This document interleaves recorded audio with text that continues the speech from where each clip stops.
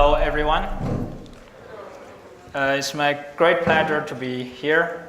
So it's the first time to come to Chile. And today I would like to talk about something that nowadays the market leader in renewable energy applications pay more and more attention. So that is about the reliability of renewable energy systems. Of course, the reliability of renewable energy systems covers many different areas, not only on power electronics, but also on mechanicals, materials. So here what we focus on here is more about on the power electronics part. So when we talk about power electronics, we heard most like efficiency and power density. So that are very, very important. And actually, in the academic research or even in the industry, there are not so many people talking about reliability of power electronics.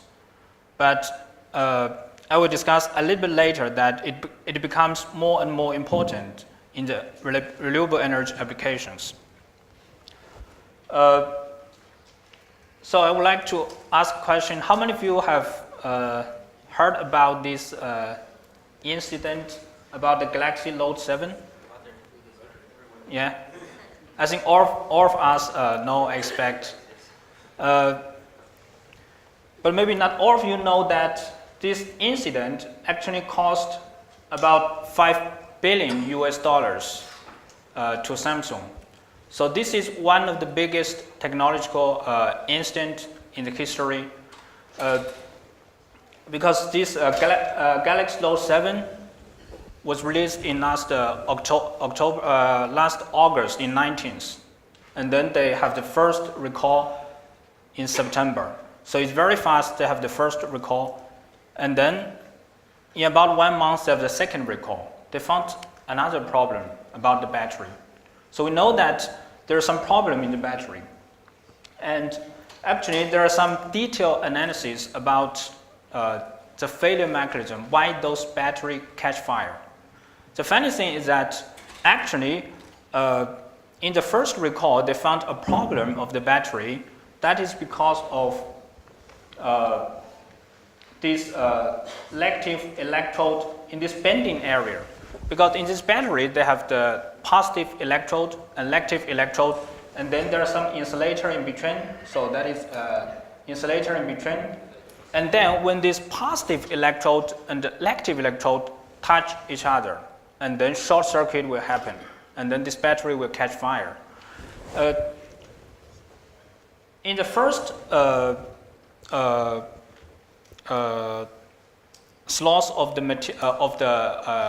the products, they found there's some problem in this bending area because of this elective electrode in this bending area, and then they touch the positive one and then catch fire. The funny thing that, okay, they identified this problem before September 15th, and then they try to find the second supplier of the battery. They replace all of the batteries by using the second suppliers. And then they find another problem. It's about related to some soldering. So we need to solder these tabs, positive tabs and elective tabs to the battery. And then there are some inconsistent manufacturing process.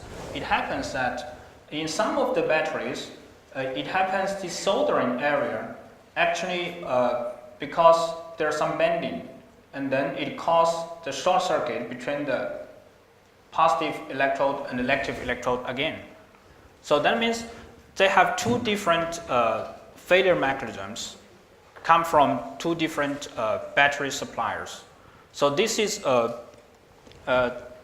really, the first one is related to the design problem, design defects, and the second type is related to the manufacturing process. Because during the manufacturing, the soldering process, so all of them cause the short circuit of the battery. So it looks like that this is not a big issue for a single battery, okay? But actually for the company, it caused really huge economic loss. So I start with this example. You may argue that, okay, this example is not for power electronics application, but strictly speaking, it's for electronic application.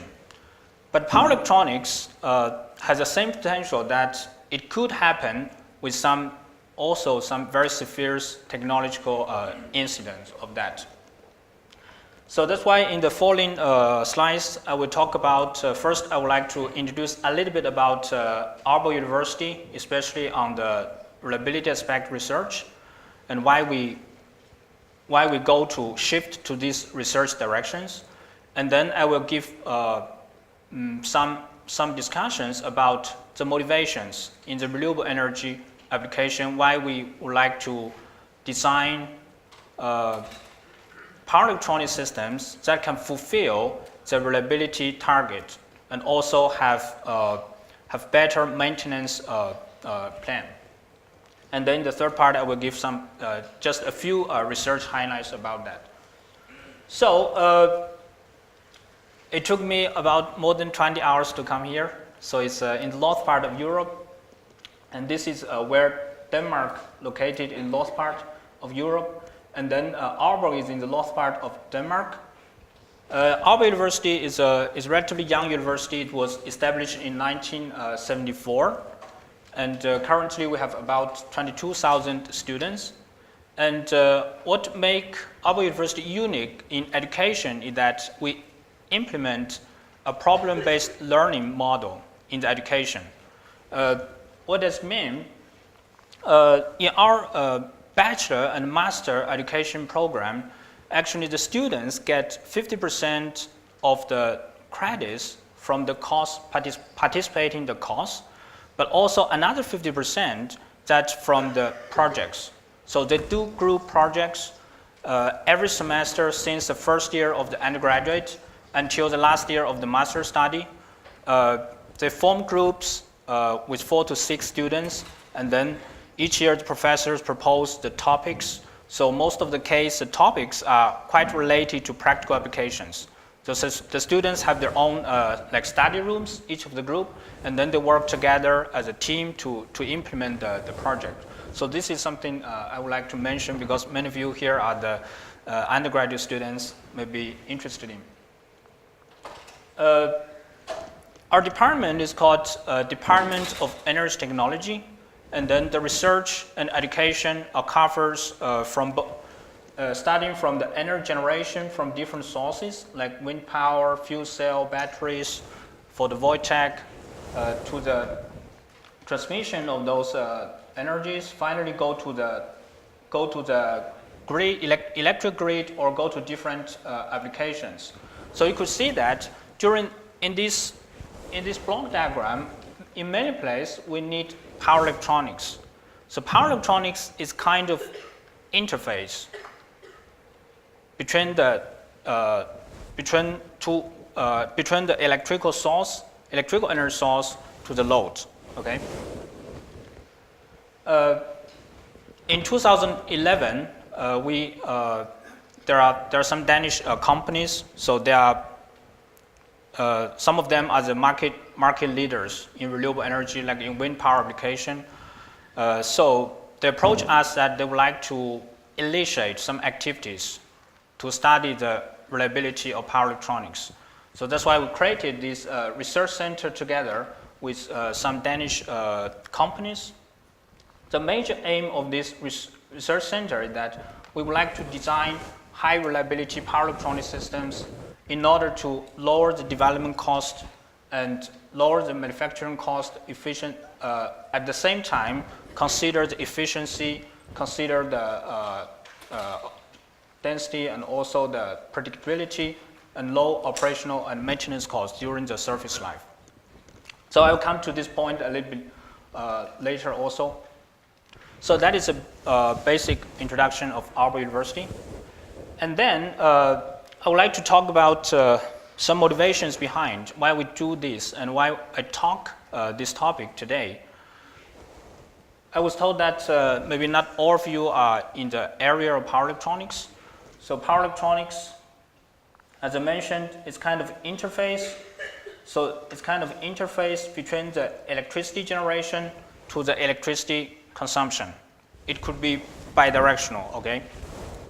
and then it enables efficient conversion and flexible control of electrical energy by conditioning either the voltage level, the frequency, the current, or by conditioning the active power and the reactive power.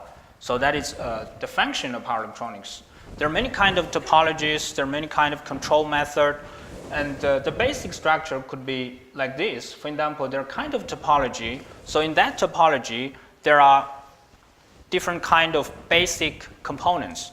Like we have semiconductor switches. So semiconductor switches can switch your speed like from 100 times per second to million times per second. So, and then we have some passive components like capacitors, magnetic components, and some resistance, heat sink, fans.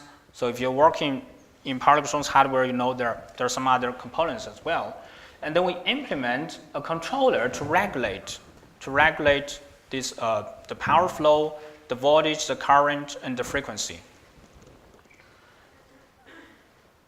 And as many of you are familiar with this triangle, so power electronics itself is a multidisciplinary area. So it's related to power, related to control engineering, related to electronics.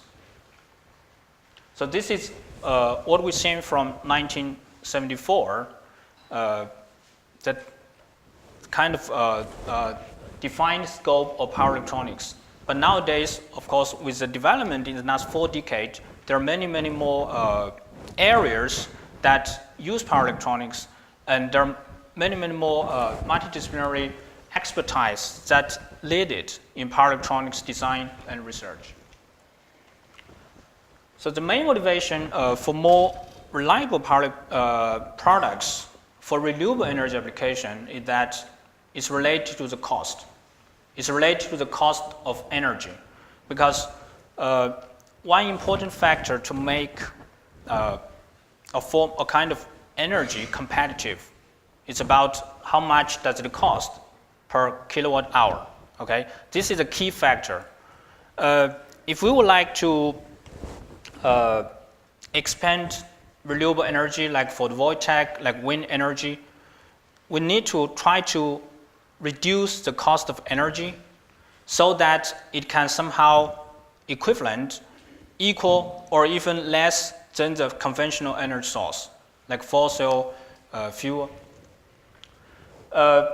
Here shows the process, key process of product development, like from the concept stage to the design stage to the validation to the production. So the y-axis shows how much money you have put into it. Okay, at the beginning, the concept phase, you invest some R&D cost and also engineering cost to try to figure out the solutions. And after that, you build up the hardwares, and then after that, you do all kinds of validations, you pass all kinds of qualification testings according to the standards. And then you have some pioneered production, and then the massive production, and then release to the market. Okay, more and more cost, more and more investment are devoted. Let's imagine as that of the battery case in the Galaxy Note 7. That design defects or manufacturing defects actually was detected after the products come to the hands of the customer. So that means there already a huge investment on it. And then we find some design defects. So there is huge economic cost. Let's imagine if we can identify those defects, the battery defects, at the beginning, at the concept phase, and then it will significantly reduce the economic loss. Okay? At the design phase and at the concept phase, if we have better understanding of the battery failure mechanisms, and also if we have better verifications of those things, and then it's most probably that we can avoid this design defect before it was extensively validated and manufactured and then delivered to the customer. Okay, so this is a kind give us a conclusion that it's really important when we design power electronic products, we should consider its reliability performance from the beginning of the design. It's like when we select topology, when we select a control strategies, we consider like the efficiency. We consider the size of the converters. Similarly, we need to consider the reliability performance, like how many years it can survive, like what are the failure rates within the service life, and what are the predicted warranty costs when we start build up a converter. Okay, this is the main reason that we would like to have more reliable power electronics design. So some of you may still argue, okay, it's important that we design the products in this way.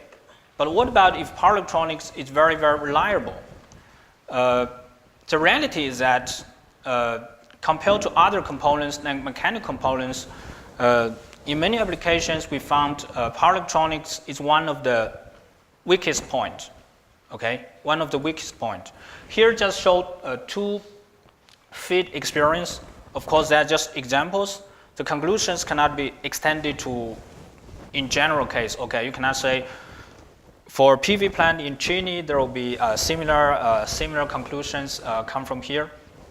Like here, there is a field experience from Arizona State in US. So they have a 3.5 megawatt PV plant. According to 5 years statistic about the failure events of the PV plant, about 37% of the failures are due to the PV inverter, okay, in the PV plant. Because a PV plant have many other components, PV panels, data acquisition system, and other auxiliary systems. And in terms of the cost, because each failure will induce cost. The cost not only come from like the component, replace the components, but also come from when the system fails, there will be no electricity generation during that time. That is also a cost, okay? Because in many cases, if the PV inverter fails, the PV inverter is used to connect, transfer the power from the PV panel to the electrical grid or to standalone applications. If it's a key interface, okay? It's a link. If this link is broken, and then the power cannot be transferred to the electrical grid. So in many cases, the failure of PV inverters will interrupt the power generation. Some other failures the power can still be transferred, okay, from the PV panel to the electrical grid. So that's why we can see in terms of the cost, the PV inverter itself is responsible for about 60% of the cost. So this clearly shows us that it's important to consider the reliability of PV inverters when we design a PV plant. Another case is from researchers in UK, actually in this Renewable Wind project. They have done a very excellent database surveys about the wind turbine application. So that is a large database with 350 onshore wind turbines within a couple of years. And then there are in total 35,000 downtime events. So of those downtime events, the power converters cost about 13% of the failures. And then in terms of the downtime, it's about 18.4%. So this is also a big number. If we consider the wind turbine actually consists of many other components. Power electronics is just more part of that in your wind turbine. So these two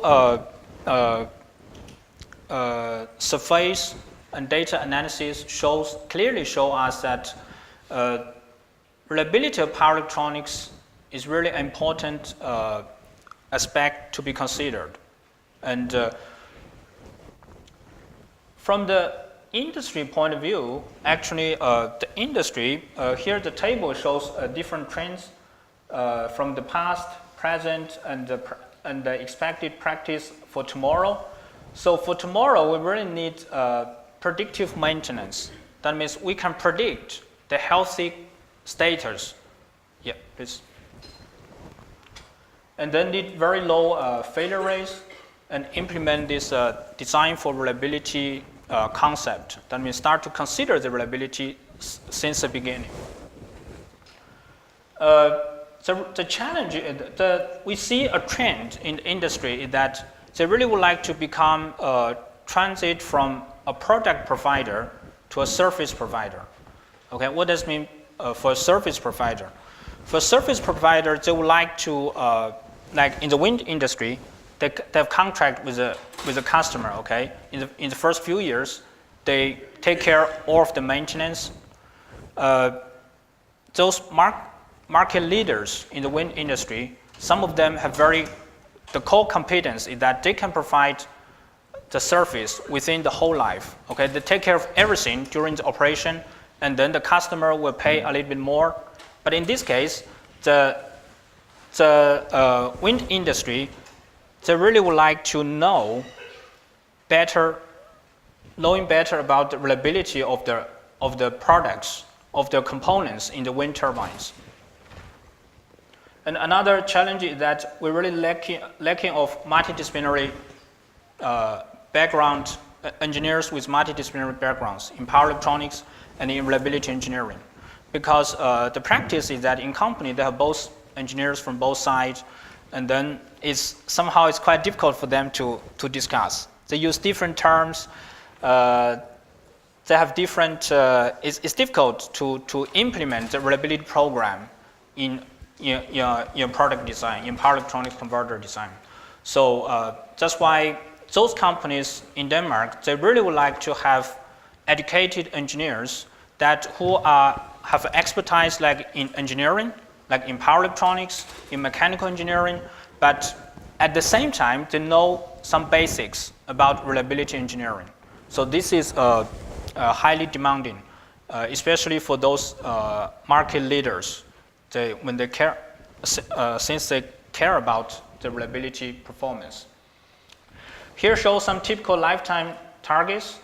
Like in wind turbine, we normally design the 20 to 25 years with 120,000 hours. And for photovoltaic PV application, normally like 30 years for the PV plant. So this really a long time compared to some other applications. And also for renewable energy, it operates a long operation hour, as I mentioned, and also harsh environments, like in the offshore wind power application. So it is in the offshore, and also it's it's not easy to access to do the maintenance. Okay.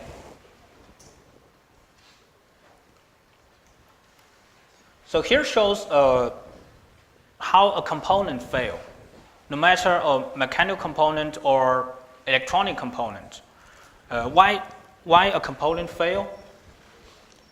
So here shows some, we see some distributions here.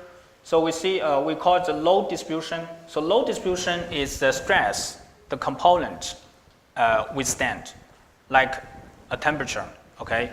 Like 100 degree of the temperature. So this is, when they operate, they have 100 degree temperature. So this is a load, we call it the load.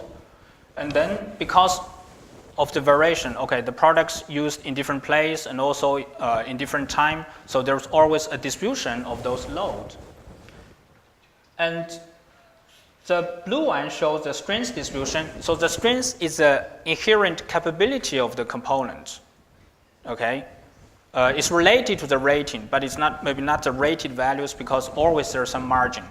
So those strengths of the component also distributed. Even we say, okay, this component can withstand 100 volt voltage, but because of the manufacturing variation, because of the material variation, the capability of those components maybe varies from 90 volt to 110 volt. So there's always a distribution. If there is some overlap between this load and strength, and then the failure happens, That means if we would like to avoid failure, we have to make sure that it will never happen that within the surface life, there will be no interface between this load and strength. When we design products at the beginning, okay, maybe we can choose, okay, I make sure that there is no interface, but remember that electronic component, mechanical component have degradation due to the wear out of materials, so they have degradation. Their strength actually is reducing with time, with surface time, okay?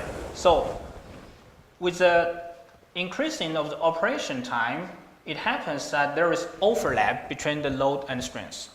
So that's why some failure happens. This is one reason.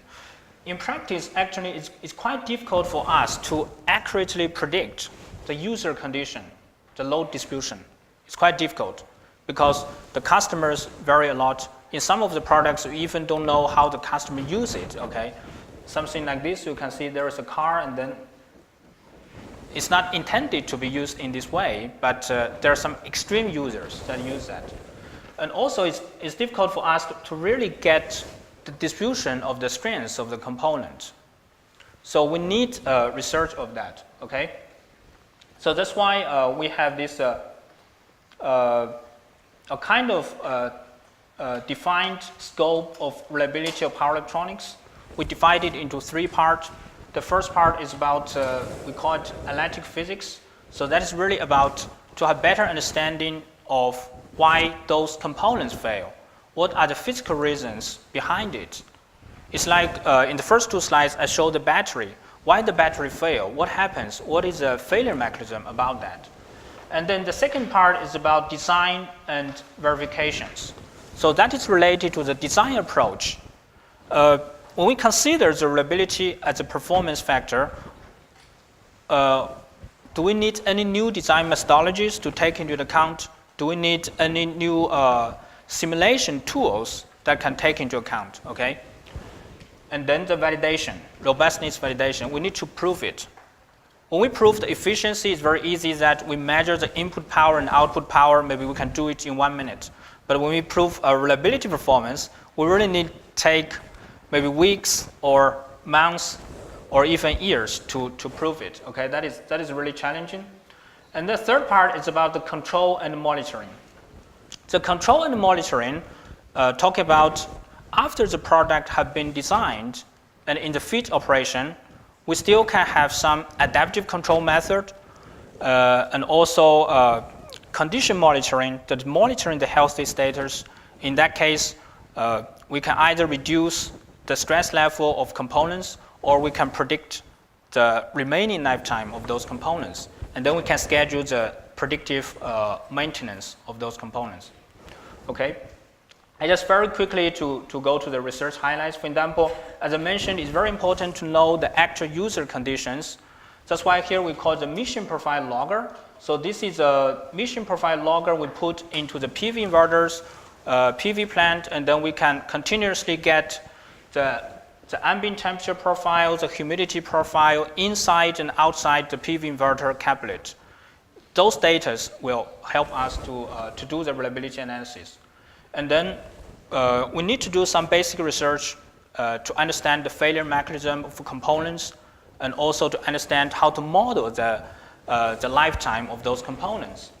One important thing that there are already many standard testing for components, but those standard testing are not so close to the practical application. So we have done some application-oriented component accelerated testing. So try to emulate more close to the real operation conditions and to do the long-term testing to find the lifetime models. This is for IGBT modules and also for low-power IGBT modules, and then for the capacitors. We test capacitors under different humidity conditions because this information are not, for the D-Link capacitor is not available from the manufacturers. So we do some testing for this to have better understanding of that. And then we can also implement some control method that aims to reduce the stress level of key components. Okay, not only we can implement control method to reduce the harmonics, to improve the dynamic response, but also it can be used to reduce the stress levels. And then some reliability development tools. So if we have different equations and models, finally the industry engineers, they're very lazy, okay? They would like to have some user-friendly tools to do that. Okay, thank you very much, and that's all for my presentation.